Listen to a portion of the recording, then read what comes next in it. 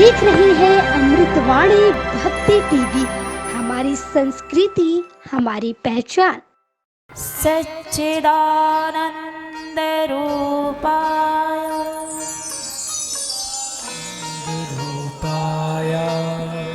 विश्वोत्पत्त्यादिहेतवे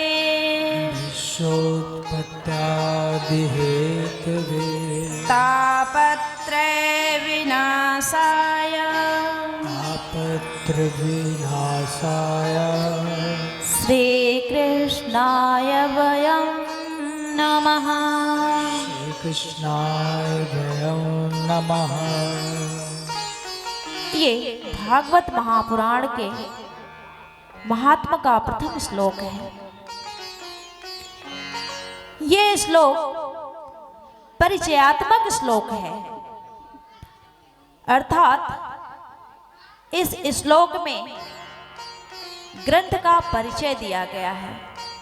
क्या कहते हैं? सच्चिदानंद रूपाय विश्वोत्पत्त्यादि हेतवे तापत्रय विनाशाय श्री कृष्णाय वयं नमः। सच्चिदानंद रूपाय कहकर के उनके स्वरूप का परिचय दिया गया है।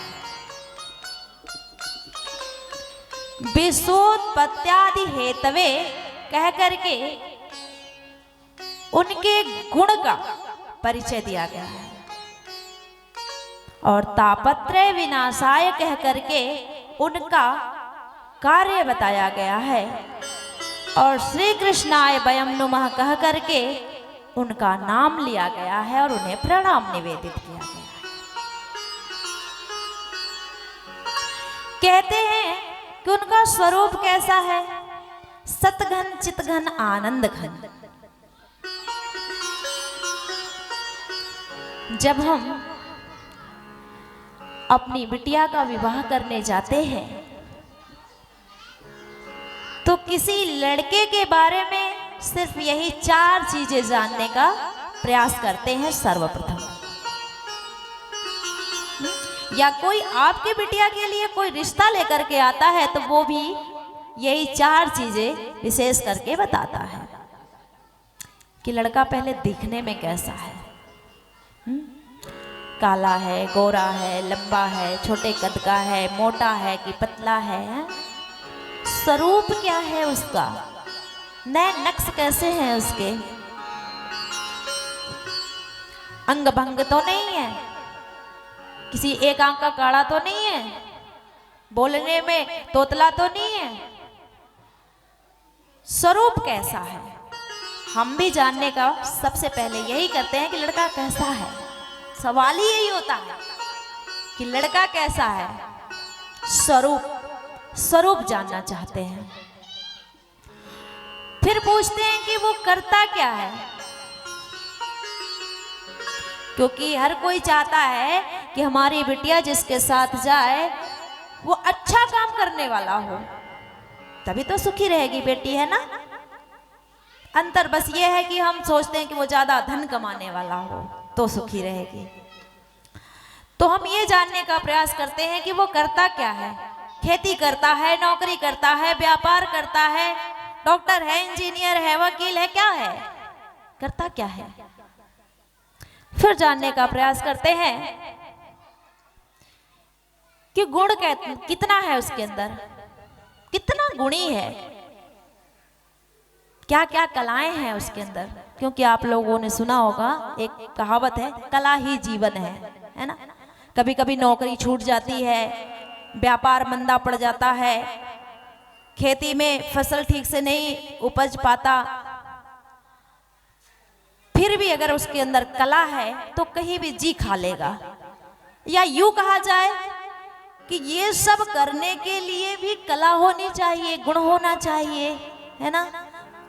वो इंजीनियर हो गया पढ़ करके, पर जो उन्होंने किताब में पढ़ा वो उसके अंदर कला आई नहीं तो कोई फायदा है नहीं है।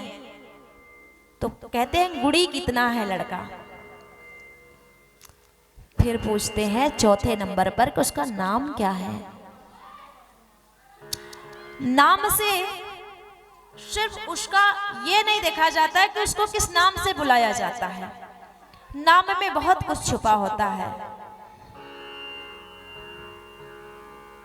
क्यों? उसको अलग अलग नामों से बुलाया जाता है। जैसे हमारे ठाकुर को देवकी नंदन, यशोदा नंदन, नंद नंदन, द्वारिकाधीश। तो नाम सिर्फ नाम नहीं लेके आता है, नामी का बहुत परिचय लेकर आता है। तो चौथे नंबर पर हम क्या जानना चाहते हैं कि नाम क्या है उसका। तो जिस तरह से बिटिया का शादी करने के लिए हम लड़के के अंदर गुण देखते हैं, उसका नाम पूछते हैं, उसका कार्य देखते हैं, उसका स्वरूप जानना चाहते हैं, इसी तरह से इस श्लोक में उनके स्वरूप के बारे में, कार्य के बारे में, गुण के बारे में और उनके नाम के बारे में बताया गया है, अर्थात परिचय कराया गया है। क्यों? क्योंकि हमारी भी तो आत्मा, जो हमारी सूरत बैठी हुई है, मन बुद्धि चित्त रूपी सहेलियों के मध्य में, उसका पाणी ग्रहण परमात्मा से हो जाए, उसका प्रेम श्री कृष्ण से हो जाए, इसीलिए तो बैठे हैं। तो आवश्यक है कि वो श्री कृष्ण है कौन, करता क्या है, गुण क्या है और स्वरूप क्या है, ये जान ले। तो सच्चिदानंद रूपाय कह करके उनका रूप बताया। सतघन चितघन आनंद, वो सत है। सत एकमात्र वही है। हम आप सब जो भी देख रहे हैं इन नेत्रों से, वो कुछ भी सत्य नहीं है। कल हम बच्चे थे, क्या ये सत्य है? नहीं। हम युवा हो गए, आज युवा हैं, क्या ये सत्य है? कल बुजुर्ग हो जाएंगे, बुजुर्ग हैं, क्या ये सत्य है? नहीं। कल हम मृत्यु को प्राप्त हो जाएंगे। कुछ भी सत्य नहीं है। सत्य एकमात्र वो पर ब्रह्म परमात्मा है। कहते हैं चित्त घन, वो सर्वत्र है। क्या सब कुछ सर्वत्र है? नहीं है। अगर सर्वत्र कोई है तो वही एकमात्र सत्ता, जिसे कहा जाता है कि वो कण कण में विद्यमान है। हम उतना ही देख सकते हैं जितना हमारे नेत्रों की क्षमता है। हम उतना ही सुन सकते हैं जितना हमारे कर्णपुटों की क्षमता है। हम उतना ही बोल सकते हैं जितना हमारे कलेजे में ताकत है, आवाज निकाल सकते उतना ही। हम अपने ही पीछे नहीं देख पाते। हम वही कर सकते हैं जो हमारे हाथ कर सकते हैं। हम वही सोच सकते हैं जो हमारी बुद्धि सोच सकती है। पर परमात्मा के लिए कहा गया है कि वो बुद्धि से परे है। कर्तुम अकर्तुम अन्यथा कर्तुम इत समर्थ ईश्वर, कि वो परमात्मा इतना समर्थ है कि हम जो करते हैं वो भी करता है, जो हम नहीं करते वो भी करता है, जो हम सोचते हैं वो भी करता है, जो हम सोच भी नहीं सकते वो भी करता है। परमात्मा चित्तघन है, वो सर्वत्र व्याप्त है, वो बाहर कड़कड़ में विद्यमान है, हमारे भीतर भी है। अच्छा, भीतर है कि नहीं है? परमात्मा भीतर है कि नहीं है? क्या प्रमाण है? हम नहीं मानते नहीं है, क्या प्रमाण देंगे आप लोग?